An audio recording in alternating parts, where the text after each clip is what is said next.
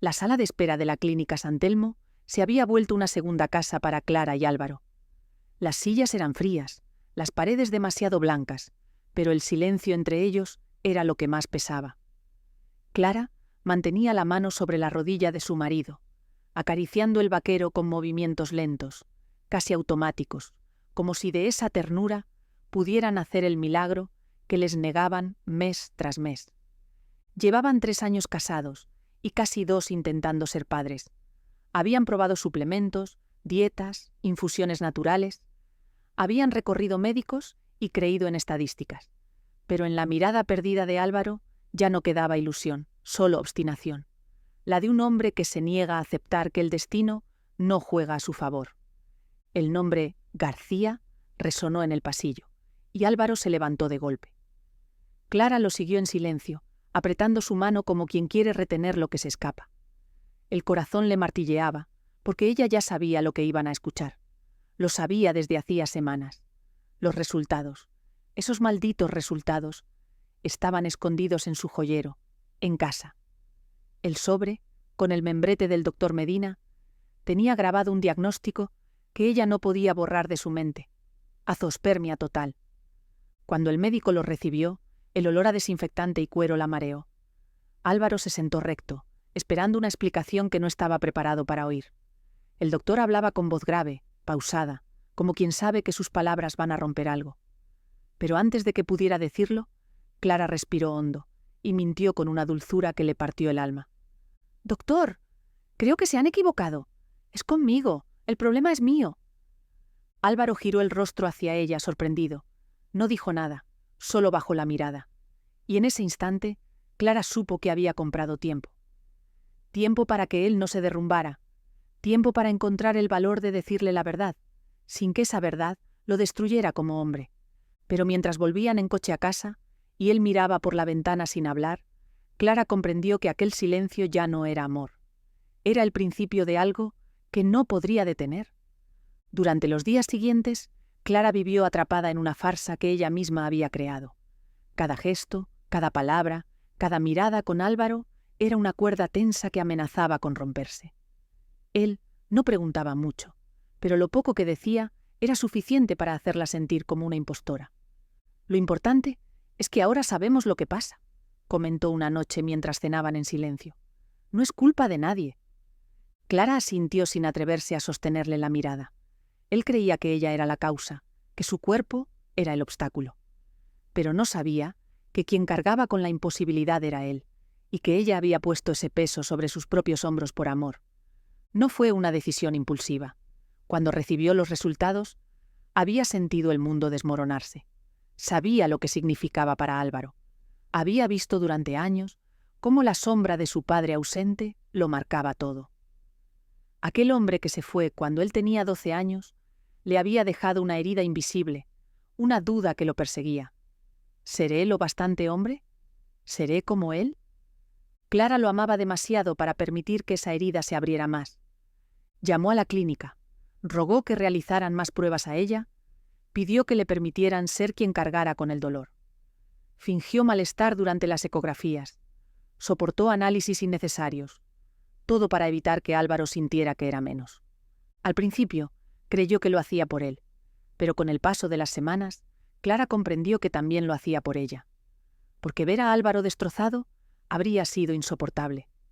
Porque la imagen de él llorando, culpándose, alejándose, la aterraba más que cualquier diagnóstico. En la intimidad de su baño, Clara se miraba al espejo y no reconocía a la mujer que la devolvía la mirada. Se preguntaba si el amor justificaba la mentira, si proteger a alguien significaba traicionar la verdad, y si lo que había hecho por amor no acabaría matando el amor mismo. Cada noche se dormía al borde del llanto con la sensación de que el secreto la estaba desgastando por dentro. Y en el silencio de su dormitorio, Álvaro giraba la espalda sin saber que lo que creía una derrota compartida era en realidad una tragedia en soledad. Los días se convirtieron en semanas, y las semanas en meses. La casa que una vez estuvo llena de planes y risas, ahora era un lugar frío, donde el eco de las conversaciones pasadas sonaba más fuerte que cualquier palabra presente. Álvaro llegaba cada vez más tarde del trabajo. Decía que había reuniones, obras urgentes, imprevistos. Clara no preguntaba. Sabía que mentía, pero en el fondo se alegraba de no tener que fingir normalidad durante la cena. Comer en silencio era preferible a sentir la tensión que los rodeaba como una niebla espesa. Los intentos por acercarse eran torpes. Una caricia al pasar, una frase amable que quedaba flotando en el aire sin respuesta. Hasta que una noche, Álvaro explotó. ¿2 años, Clara? ¿2 años creyendo que tal vez el próximo mes? ¿El siguiente intento? ¿Cómo pudiste dejarme soñar con algo que sabías imposible? Ella se quedó helada, con la taza de té entre las manos, como si el vapor pudiera esconderla. Quería protegerte, susurró. No sabía cómo decírtelo. ¿Protegerme?, repitió él con amargura. ¿Sabes lo que duele pensar que mi mujer es estéril? ¿Cargar con la culpa de no poder tener hijos y encima fingir que todo está bien? Clara se abrazó a sí misma. El término estéril la golpeó, aunque no le perteneciera. La mentira se le había pegado tanto a la piel que ya no podía diferenciar lo que era suyo de lo que no. «No cambia nada entre nosotros», dijo apenas audible. «Por supuesto que lo cambia», gritó Álvaro, apartando la silla de un golpe. «Yo quería una familia, Clara, una de verdad, hijos que se parezcan a mí. Quería enseñarle a mi hijo a lanzar una pelota como lo hacía mi padre», antes de irse. El silencio que siguió fue brutal. Clara sintió cómo una grieta se abría bajo sus pies. No por la ira de Álvaro, sino por su dolor. Un dolor que ella había intentado evitarle, pero que ahora lo consumía con una rabia que ya no podía contener. Álvaro tomó sus llaves y salió sin mirar atrás. La puerta se cerró con un portazo, que retumbó en el alma de Clara. Se quedó sola en la cocina, el té frío, el corazón roto, y la certeza de que el amor, por sí solo, ya no era suficiente. 3 meses después de aquella noche en la cocina, Clara encontró un sobre la mesa del comedor. No había nota, ni palabras previas. Solo los documentos fríos, legales, con su nombre impreso y espacios vacíos para su firma. Álvaro la esperaba sentado, sin expresión, con la chaqueta aún puesta y el rostro más cansado de lo que ella jamás había visto. «¿De verdad quieres hacer esto?», preguntó, con la voz rota. «No puedo seguir así», respondió él sin mirarla. «Lo he intentado, Clara. He intentado mirarte y no recordar la mentira, pero no puedo». Clara sostuvo los papeles con manos temblorosas. 5 años juntos, 3 casados, y todo se reducía a unas páginas que prometían olvidar lo vivido. El anillo en su dedo le pesaba como una condena. «Podríamos buscar ayuda», intentó.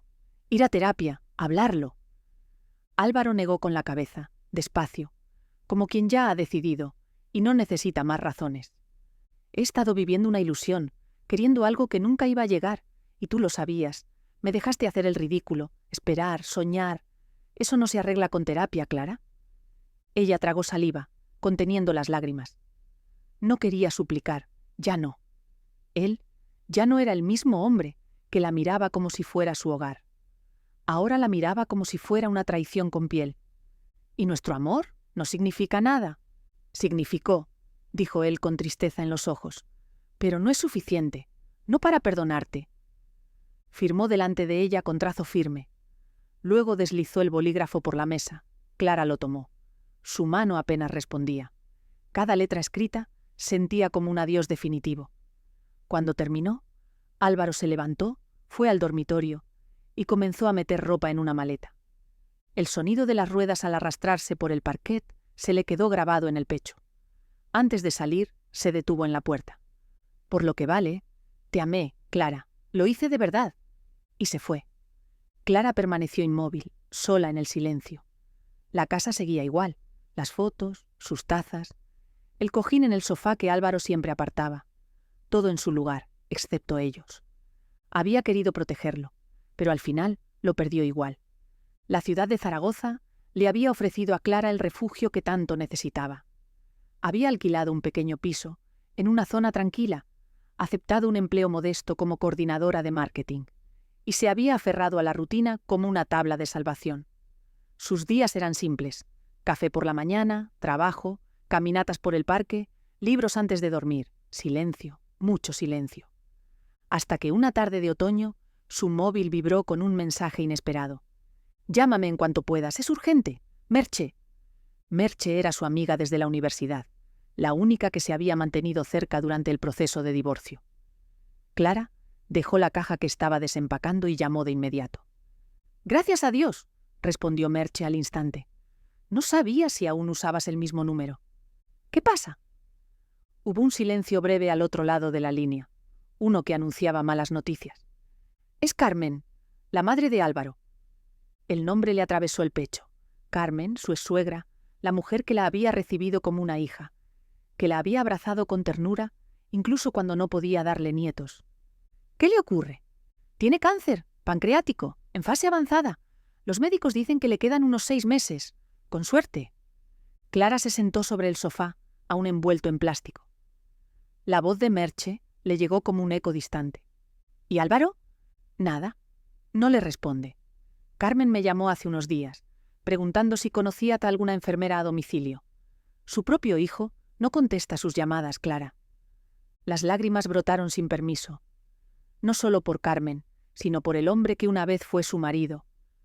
Un hombre roto, resentido, ausente.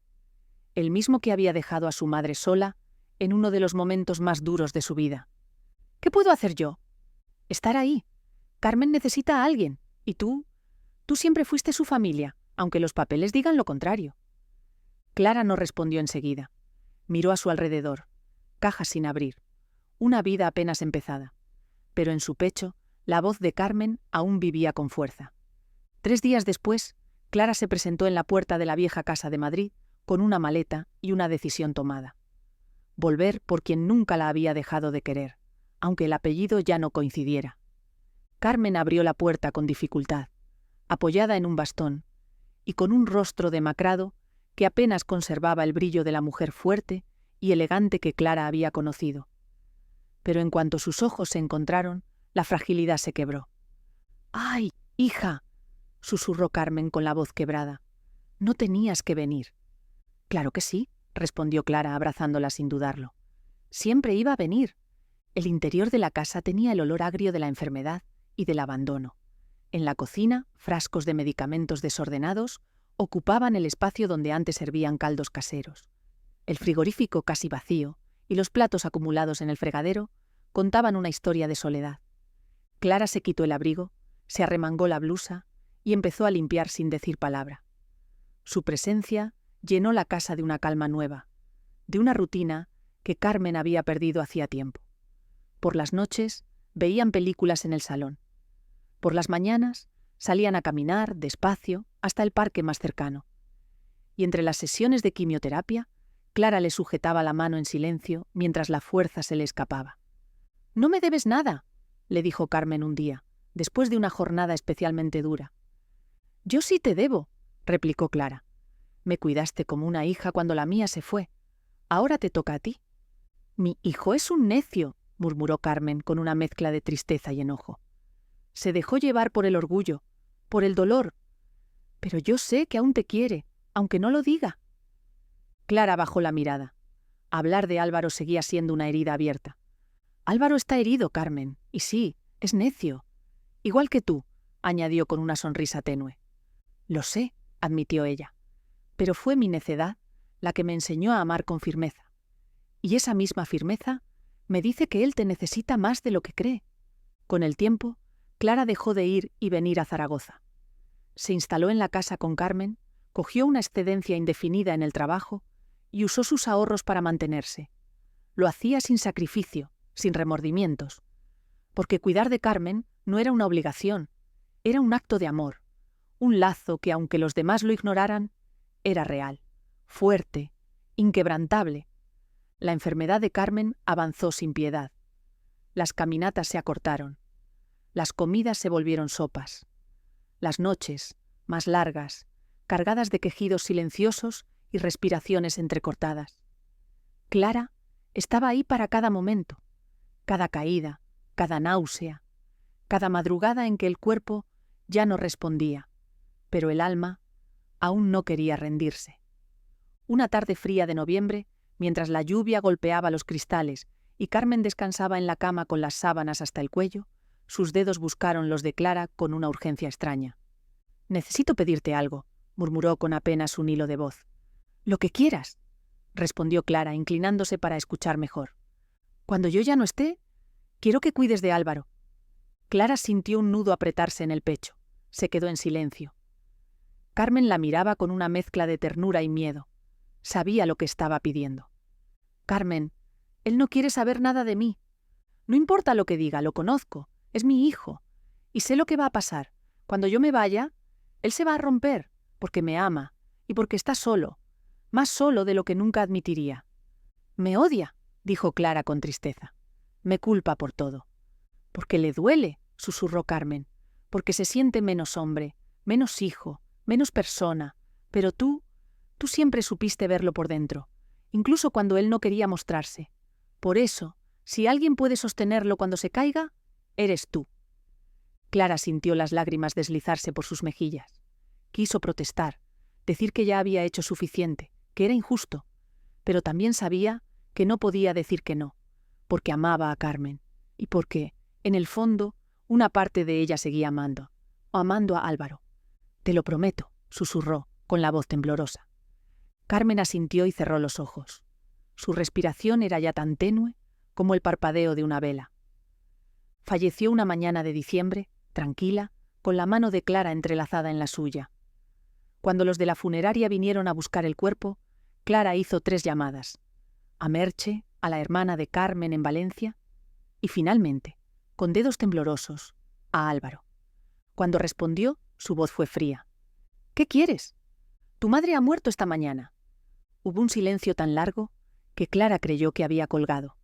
Finalmente, él murmuró. ¿Cuándo es el funeral? El viernes, a las 2, en San Lorenzo. Vale, y colgó. Clara se quedó mirando la pantalla. Sabía que el momento de cumplir su promesa había llegado. Aunque él no lo supiera aún, iba a necesitarla más que nunca. Pasaron 2 años desde el entierro de Carmen. Clara volvió a Zaragoza, pero algo dentro de ella se había transformado. La promesa hecha sobre un lecho de muerte se convirtió en una sombra que la seguía a todas partes. Aunque no hablaban, sabía de Álvaro por conocidos en común. Se había casado con Lucía, una mujer más joven, y ahora era padre. La noticia la golpeó con una mezcla confusa de emociones. Alegría, rabia, incredulidad. Padre, una noche no pudo más. Sacó el sobre del joyero, el mismo sobre que había ocultado durante años. Allí, en blanco y negro, seguía impreso el diagnóstico. Azoospermia. Infertilidad absoluta. Sin margen, sin posibilidad. Entonces, ¿cómo era posible? Lucía había dado a luz a un niño al que Álvaro llamaba hijo. Un niño con sus apellidos, con su apellido. Clara lo había visto en fotos. Un bebé precioso, con rizos oscuros y ojos verdes. Tiene la mirada de su padre, decían los comentarios en redes sociales. Pero Clara sabía que era imposible. Sabía lo que Álvaro aún ignoraba. La tentación de advertirle fue inmediata, pero el miedo la paralizó. ¿Con qué derecho iba Ascusa a irrumpir en su vida? Después de tanto tiempo, de tanto daño, después de haberle ocultado ella también una verdad brutal. Se prometió mantenerse al margen. Después de todo, parecía feliz, pero la promesa a Carmen pesaba. Cuida de mi hijo, le había dicho. ¿Y si cuidar significaba romper su felicidad para salvar su dignidad? Cada nuevo dato que llegaba era una piedra más en el pecho. Lucía compartía fotos de la familia perfecta, de vacaciones, de cumpleaños. Incluso hablaban de tener otro bebé. Todo era tan perfecto, tan cuidadosamente construido, pero a los ojos de Clara todo era falso. Un día, desde su coche, estacionada frente a la casa donde había vivido con Álvaro, lo vio levantar en brazos a su hijo. Reían, jugaban, Lucía observaba desde la puerta, y entonces lo entendió. Todo aquello iba a romperse, tarde o temprano, porque la verdad siempre encuentra su camino, y cuando lo hiciera, él iba a necesitar saber, a necesitar a alguien que no lo juzgara, que no lo hundiera más, alguien que entendiera que el amor, a veces, también consiste en decir lo que nadie quiere oír. Clara volvió a guardar el sobre. Sabía que la tormenta se acercaba. Una mañana fría de enero, Clara se presentó en la puerta de la casa que había sido suya. Llevaba el sobre entre las manos, arrugado por los años y por las dudas. Tocó el timbre con el corazón desbocado. No sabía cómo iba a reaccionar Álvaro. No sabía si sería odio, indiferencia o algo peor. Él abrió la puerta. Tenía la misma mirada cansada de siempre, pero con algo nuevo. Una serenidad falsa, como la de alguien que ha construido una vida sobre arena. «¿Qué haces aquí?», preguntó con tono cortante. «Necesito hablar contigo», dijo Clara extendiendo el sobre. «Es importante». «¿No te dije que te largaras de mi vida?» «Lee esto, por favor». Álvaro tomó el papel sin entusiasmo, pero cuando sus ojos se toparon con el membrete del doctor Medina, frunció el ceño. Sus pupilas se movieron con rapidez, línea tras línea, hasta que se detuvieron. El color abandonó su rostro. «¿Qué es esto?», murmuró. «Tus resultados médicos. Los recibí por error hace 7 años. La clínica pensó que yo debía informarte. Pedí que me hicieran pruebas a mí para evitar que supieras». «¿Es una broma?», gruñó.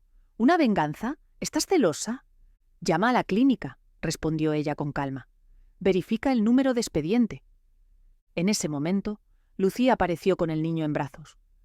El pequeño tenía los ojos verdes muy abiertos, sin entender nada. «¿Qué pasa?», preguntó ella. «¿Quién es?». «Nadie», respondió Álvaro, pero su voz temblaba. Clara no se movió. «Álvaro, ese niño no es tu hijo». Las palabras quedaron suspendidas en el aire, pesadas, irreversibles. Lucía se tensó. «¿De qué está hablando?», dijo con nerviosismo. Álvaro la miró de verdad, y por primera vez notó los ojos verdes, los rasgos que nunca encajaron del todo. Todo lo que había ignorado por amor, por necesidad. «¿Es cierto?», preguntó, apenas audible. Lucía apretó al niño contra su pecho. «Fue antes de que nos casáramos. ¿No sabía? Creí que eras tú. Quería que lo fueras». Álvaro no respondió. Se giró hacia Clara, los papeles temblando en su mano. «¿Por qué ahora?». «Porque tu madre me hizo prometer que te cuidaría, incluso cuando tú no quisieras. Esto es mi forma de cumplir». Él bajó la vista. El suelo se le hundía bajo los pies. La mentira, el engaño, la paternidad ilusoria, todo se desmoronaba. No sabía quién era, ni quién lo había sido nunca. Pero entre todo ese caos, la única persona que estaba allí no era su esposa, ni su hijo. Era Clara. Después de aquel día, todo se vino abajo. Lucía abandonó la casa con el niño y se refugió en casa de su hermana. Álvaro no la detuvo. Tampoco volvió a llamarla. Durante semanas, caminó entre las paredes vacías como un espectro, preguntándose en qué momento su vida se había convertido en una farsa. Los informes médicos eran claros. Las pruebas de paternidad confirmaron lo que Clara le había dicho. 0% de coincidencia. La criatura que había llamado hijo no llevaba ni una célula de su sangre. Y Lucía, que decía amarlo, lo había dejado vivir una mentira para asegurarse una vida cómoda, un nombre, una estabilidad. Pero lo que más le dolía no era la traición reciente. Era Clara, la forma en que él la había humillado, las veces que la llamó rota, las palabras duras que le había lanzado, sin saber que ella lo había estado protegiendo del golpe que ahora lo destruía. Ella lo había salvado del derrumbe, y él le había devuelto desprecio. Y aún así, había regresado. Una tarde, bajo una lluvia fina, se presentó en su oficina. Ella lo vio desde el cristal, tembloroso, empapado, con la expresión de quien ya no tiene nada que perder. «Necesito pedirte perdón», dijo cuando entró. «No por lo que hice, por lo que no supe ver. No supe ver que el amor también es eso. Cargar el peso del otro sin que lo note». «¿Estás borracho?», susurró ella reconociendo el olor. «Sí, pero no es una excusa, es la verdad. Y tú fuiste la única que me la dio, incluso cuando yo no quería escucharla». Ella llamó a seguridad. Lo acompañaron hasta la salida sin resistencia.